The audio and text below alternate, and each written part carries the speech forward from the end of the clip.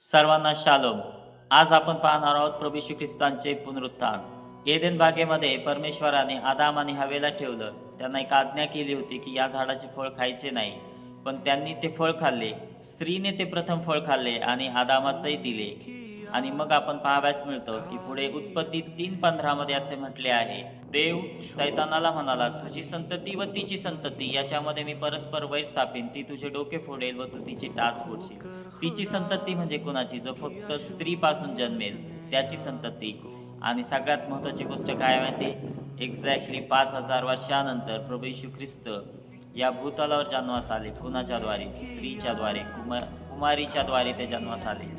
त्याबद्दल स्तंभावर ते मरण पावले, गाडले गेले, तिसऱ्या दिवशी जिवंत झाले. आणि जेव्हा ते जिवंत झाले तेव्हा सगळ्यात पहिले दर्शन कोणाला दिले? स्त्रियांना. पुनरुत्थानानंतर सगळ्यात पहिली सुवार्ता कोणी सांगितली? स्त्रियांनी. प्रियानो, आहे ना ही गोष्ट अद्भुत की प्रभू येशू ख्रिस्त हा महान परमेश्वर आहे. उत्पत्तीच्या पुस्तकात स्त्रीने प्रथम फळ खाल्ले. येशू ख्रिस्त स्त्रीच्याच द्वारे जन्मास आले. प्रभू येशू ख्रिस्ताने सगळ्यात पहिले दर्शन स्त्रियांना दिले आणि स्त्रियांनी प्रथम त्यांची सुवार्ता सांगितली.